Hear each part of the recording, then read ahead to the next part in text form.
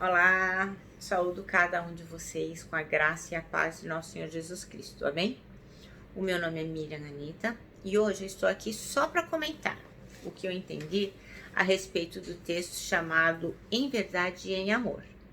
Então esse texto não é meu, eu só vou fazer um comentário e ele está no Manancial. O Manancial é uma publicação de meditações diárias da União Feminina Missionária Batista do Brasil, ok? Podemos iniciar orando?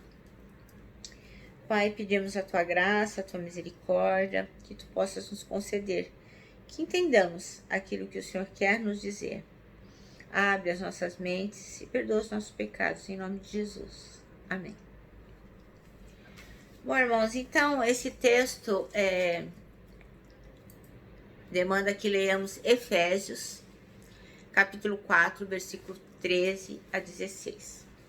Olha só, eu já estou com a minha Bíblia, que eu recebi de presente da minha amiga. Então, ela não estava aqui comigo. Então, hoje, vou começar a ler nessa Bíblia aqui, prestigiando a bênção que recebi. Então, o versículo diz assim, ó. Até que todos cheguemos à unidade da fé e ao conhecimento do Filho de Deus, a varão perfeito, à medida da estrutura completa de Cristo, para que não sejamos mais meninos inconstantes, levados em roda por todo o vento de doutrina, pelo engano dos homens, que com astúcia enganam fraudulosamente. Antes, seguindo a verdade em caridade, cresçamos em tudo naquele que é a cabeça, Cristo, do qual todo o corpo, bem ajustado e ligado pelo auxílio de todas as juntas, segundo a justa operação de cada parte, faz o aumento do corpo para a sua edificação em amor.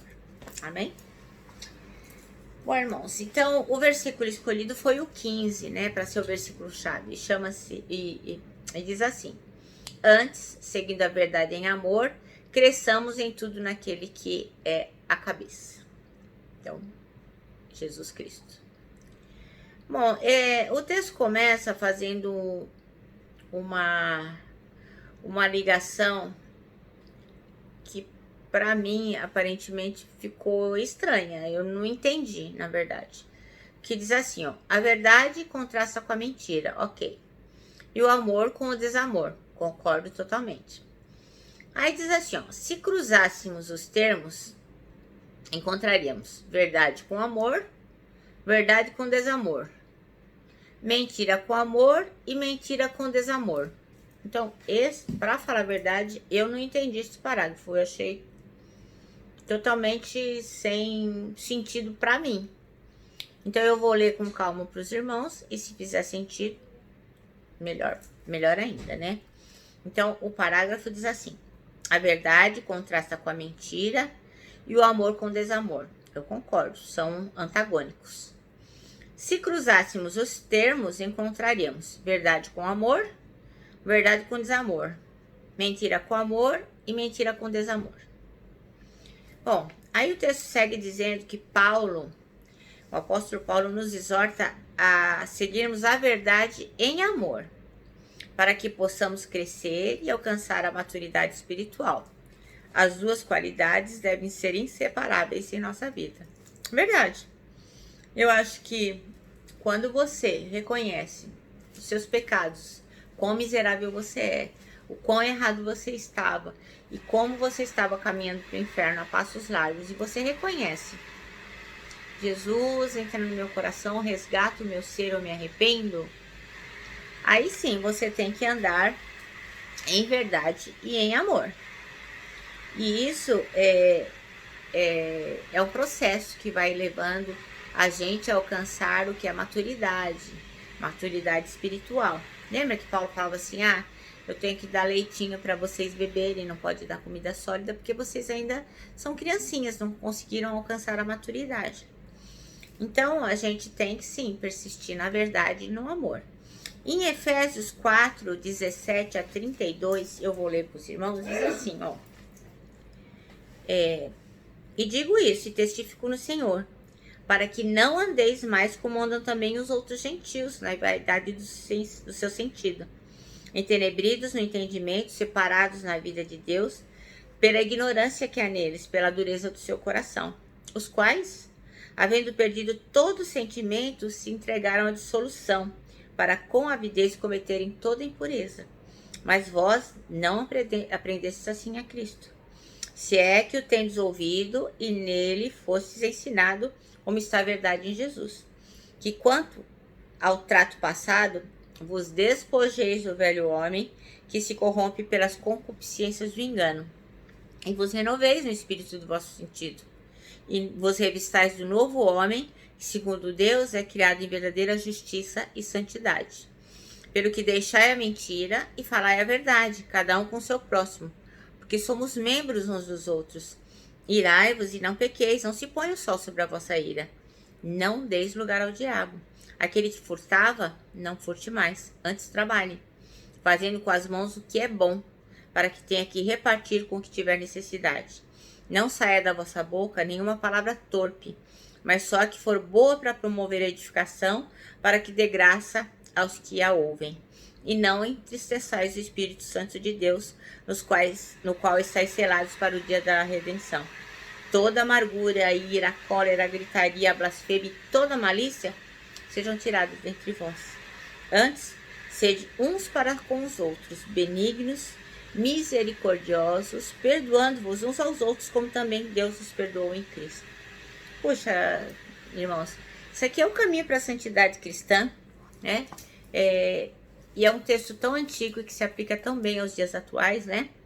Então, nesse texto, Paulo explica a diferença entre as pessoas que não creem em Deus, que na época eram chamados de gentios, e os cristãos.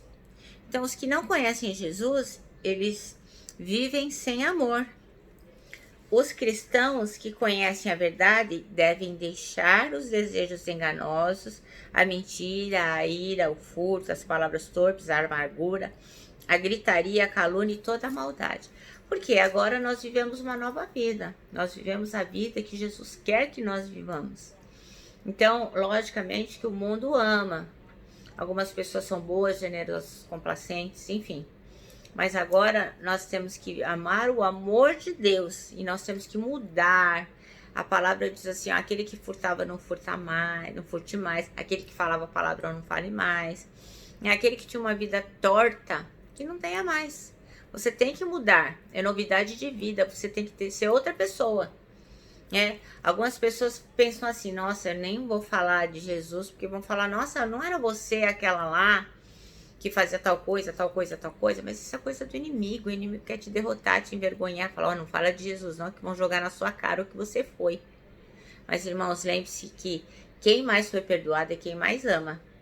E o Senhor vai te dar força e vai te orientar para que você possa falar de Jesus. Porque o seu passado, seja qual ele for, já está perdoado. Então, alguns de nós vivem na retidão. É o que diz o texto, né? Eu digo que nenhum de nós vive na retidão, né? Nós vivemos tentando ser pessoas retas. Nós que abraçamos Jesus Cristo, que fomos resgatados por Ele. Apesar de não vivermos na retidão, eu não concordo com isso no texto, a gente vive tentando, né? E o Espírito Santo nos aponta quando não estamos sendo pessoas retas. Então, o texto diz que algumas pessoas vivem na retidão, mas não têm compaixão pelo outro. Então, eu não concordo. Eu acho que se você vive na retidão, você tem que se compadecer do próximo. Você tem que amar o outro. Isso é retidão, né? Você colocar o seu coração na miséria do outro. Então, nesse aspecto, eu não concordo com o texto. Então, o texto diz que fala assim, que julgam os que não estão, os que estão no erro sem amor, que são como os fariseus, cuja medida do julgamento era a lei mosaica. Então, eu, assim, humildemente acho que aqueles que estão em Cristo não têm o direito de julgar ninguém. Que existe sim um juiz, mas não somos nós. Então, se você está julgando alguém, você não está andando de acordo com aquilo que Jesus Cristo determinou que você fizesse. Então o texto diz que a gente vive sob a graça de Deus, concedida a nós pela mediação de Jesus Cristo, com que eu concordo plenamente. Se não fosse a graça de Deus, nós já estaríamos consumidos, já teríamos sido exterminados. Então, o texto diz que a gente precisa ser bondoso e benevolente para com aqueles que cometem deslizes. Então, nisso eu não concordo com o texto, porque quem são aqueles que cometem deslizes? Quem são aqueles que a gente tem que ser bondoso e benevolente? Eu creio que todos nós cometemos deslizes. Não existe nós e eles. Estamos todos cometendo deslizes o tempo todo. A diferença é que nós somos resgatados pelo sangue de Jesus Cristo e temos que olhar o irmão com um outro modo, né? Com o olhar com que Cristo olharia. Então o texto diz que a gente precisa exercitar a misericórdia em nosso julgamento. Com o que eu não concordo. Eu acho que a gente não tem que julgar nada. Nós temos sim que exercitar a nossa misericórdia a cada dia, a cada minuto. Mas não temos que julgar nada. Quem somos nós para julgar, né? Nós não temos que... Como diz aquele ditado, né? Quando você aponta um dedo para alguém, tem logo 4 apontados para você. Então, a Bíblia diz que Deus diz assim: a mim pertence a vingança, diz o Senhor. Então é Ele que julga, não somos nós. Bom, e o texto, o último parágrafo diz que seguir a verdade em amor significa obedecer aos mandamentos de Jesus Cristo, com que eu concordo totalmente, amar a Deus sobre todas as coisas e ao próximo como a nós mesmos. Eu acho que assim, esse texto de Efésios, ele é muito profundo e muito importante para a nossa caminhada cristã. E nós temos que sim, rotineiramente voltar a esse texto para que nós saibamos aquilo que agrada ao Senhor. Então, muitas vezes, a gente não reconhece um ato de fé, um ato de misericórdia, um ato de amor do Senhor. Mas a gente tem que andar todos os dias, como diz aqui o texto, em verdade e em amor. E para fechar essa nossa meditação, eu vou contar uma pequena história que fala sobre pai e filho. Ambos trabalhavam em lugares distantes, eles trabalhavam numa roça e era demorado para chegar lá. E cada um ia no seu horário.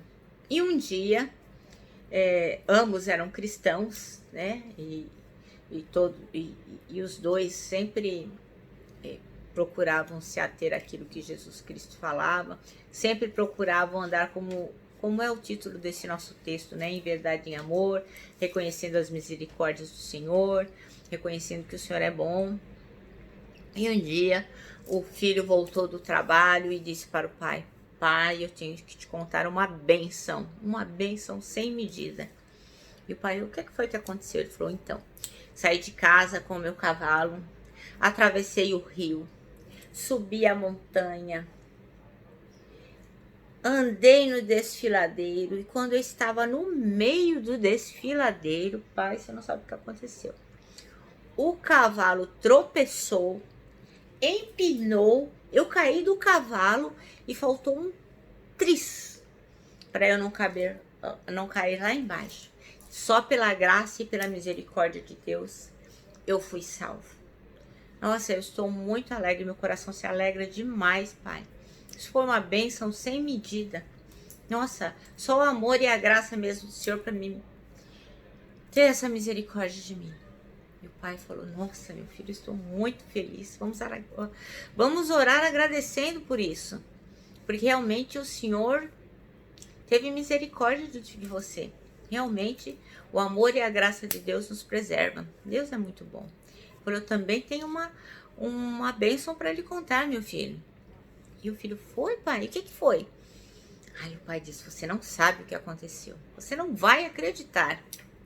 Pois eu saí de casa com o meu cavalo, atravessei o rio, subi a montanha vagarosamente, andei no desfiladeiro, passei por ele, o cavalo não empinou, eu não caí e eu não passei pela experiência de quase morrer.